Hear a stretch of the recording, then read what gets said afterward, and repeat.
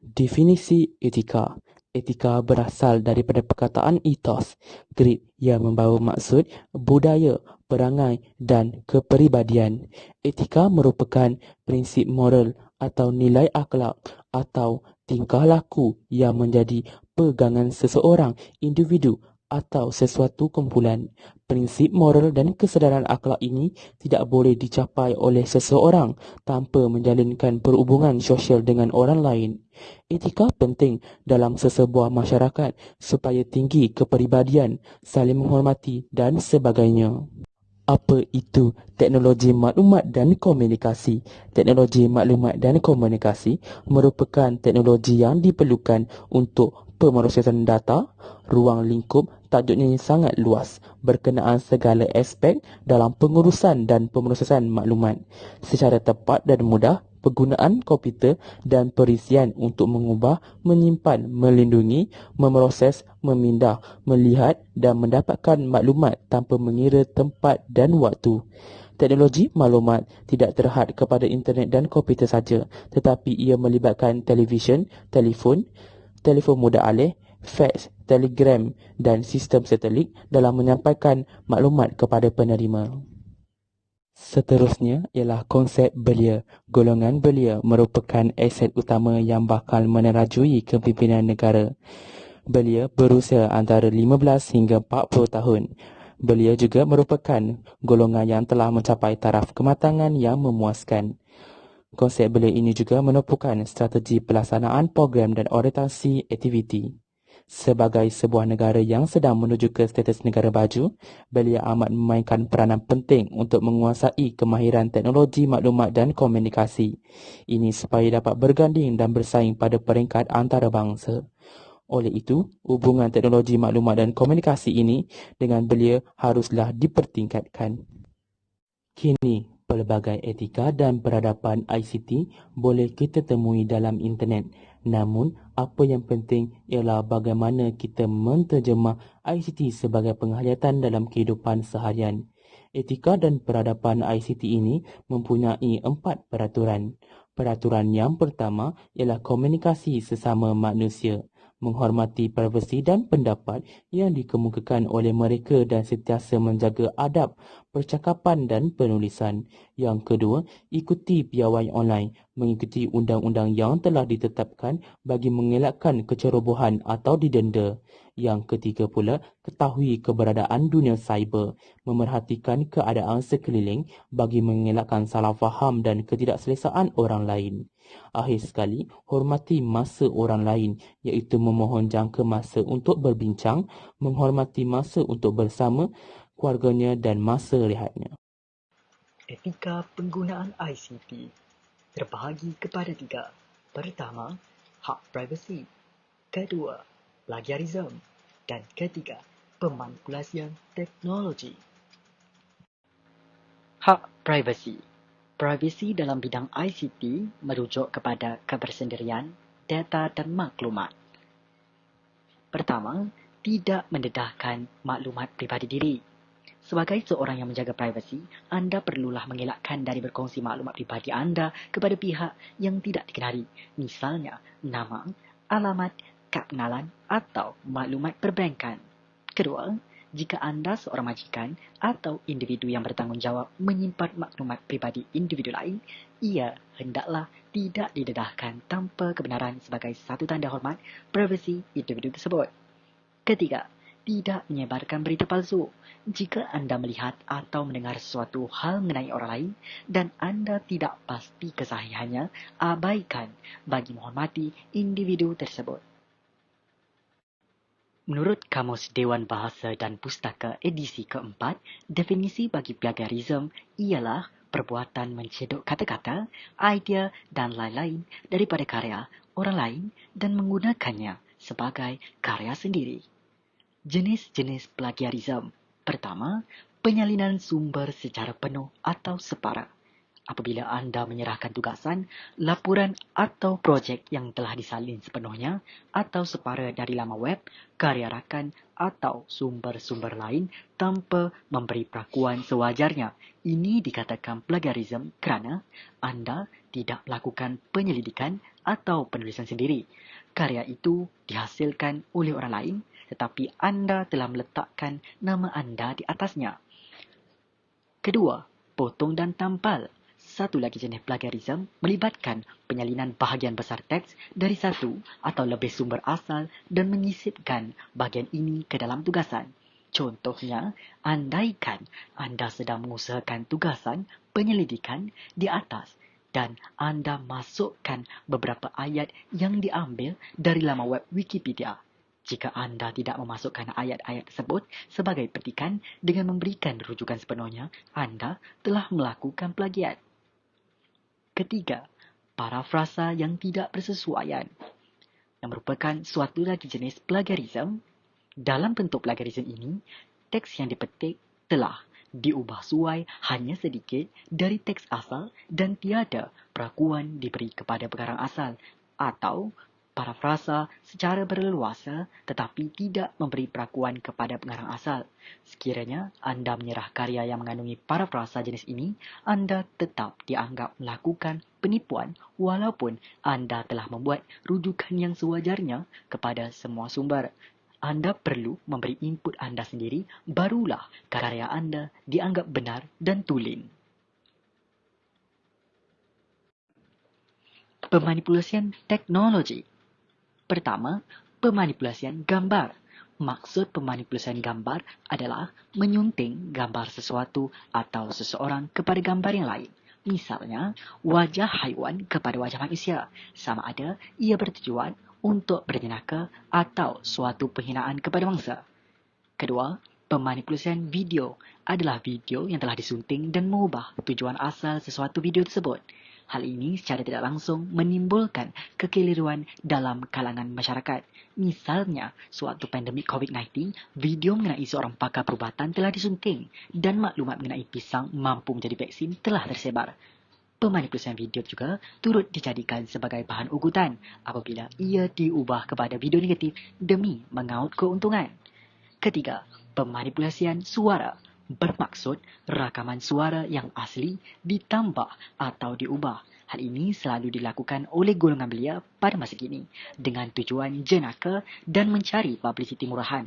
Tidak kurang dari itu, ada juga yang tidak bertanggungjawab menjadikan teknologi ini untuk memanipulasi maklumat berbentuk suara yang disampaikan oleh seseorang sekaligus mengundang fitnah.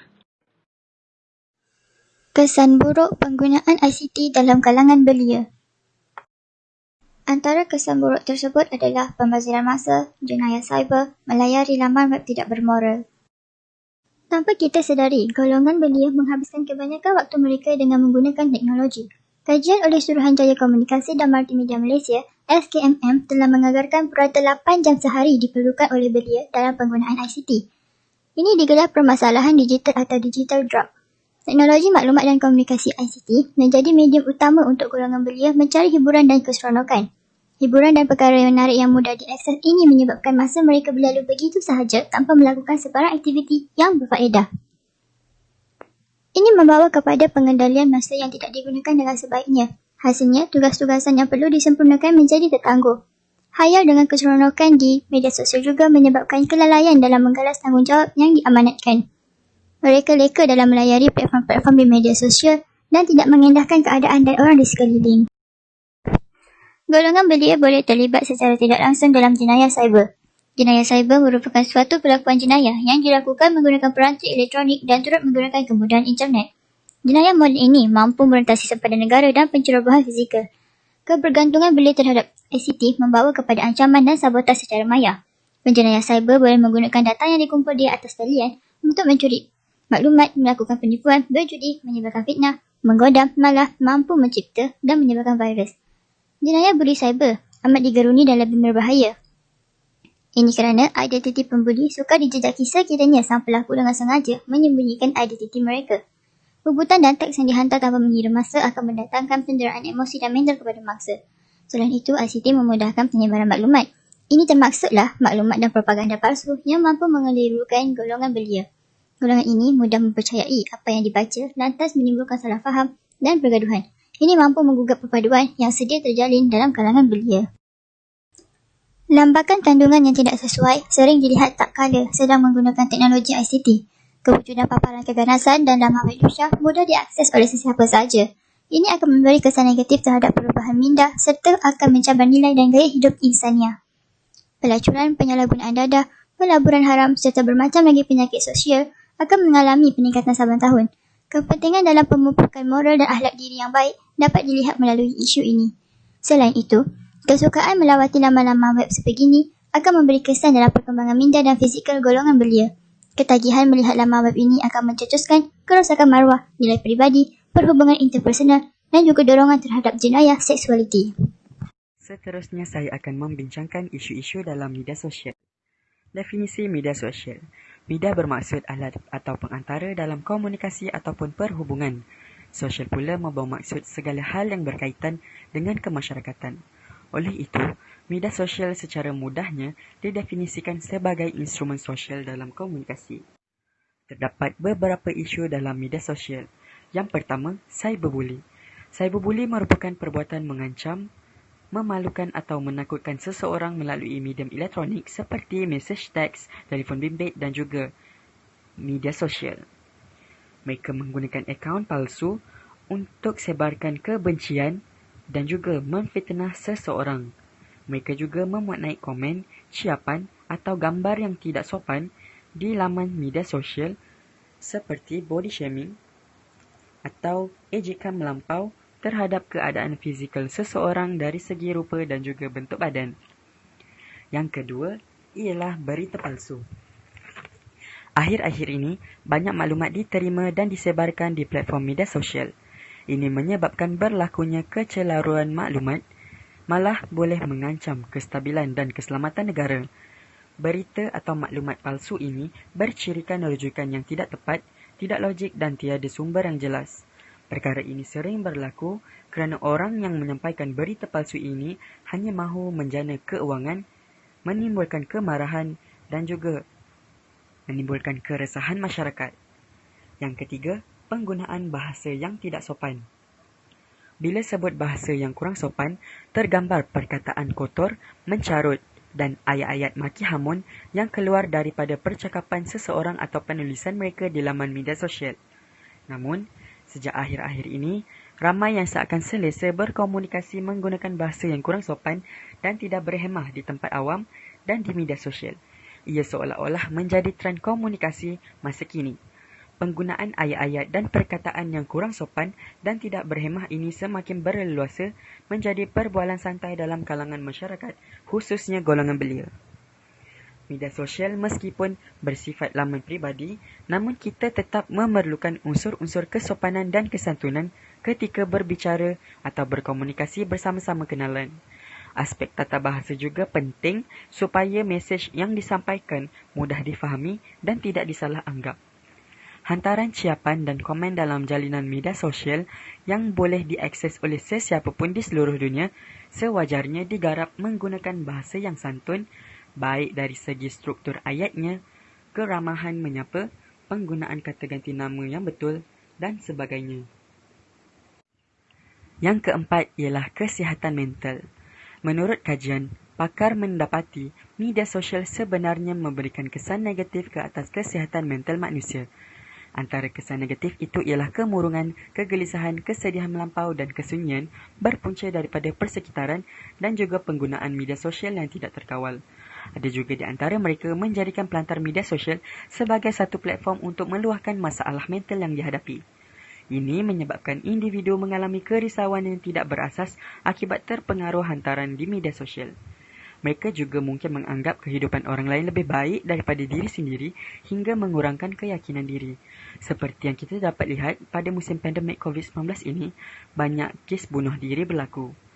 Mereka yang tidak mempunyai pilihan melainkan untuk duduk diam di rumah seperti diarahkan kerajaan telah menjadikan media sosial sebagai platform untuk meluahkan perasaan melalui aplikasi WhatsApp, seperti memuat naik caption atau status, gambar dan video yang dikongsi. Sekiranya diteliti dengan lebih dekat dengan cara yang betul, kita mungkin dapat membaca tanda-tanda depresi yang diterjemahkan melalui perkongsian segelintir belia di media sosial. Sekian saja daripada saya. Terima kasih. Adab penggunaan ICT. Pertama, sampaikan perkara baik.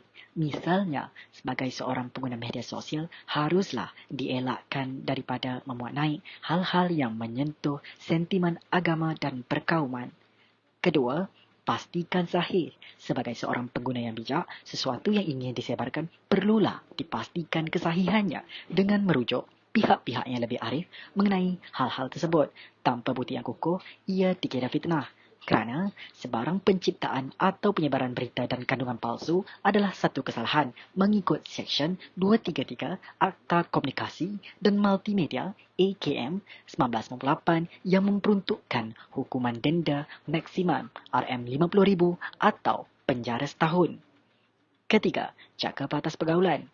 Anda perlu ingat siapa diri anda dan status anda dalam dunia sebenar. Jaga penggunaan bahasa dan pastikan ia tidak menimbulkan kekeliruan apabila dibaca. Keempat, jaga aib. Tidak perlu untuk anda meluahkan hal-hal yang tidak sepatutnya di media sosial sehingga membuka aib sendiri. Misalnya, elakkan memuat naik hal-hal peribadi dalam keluarga.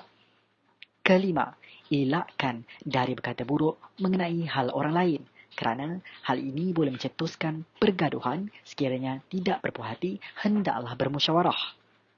6. Bersikap positif.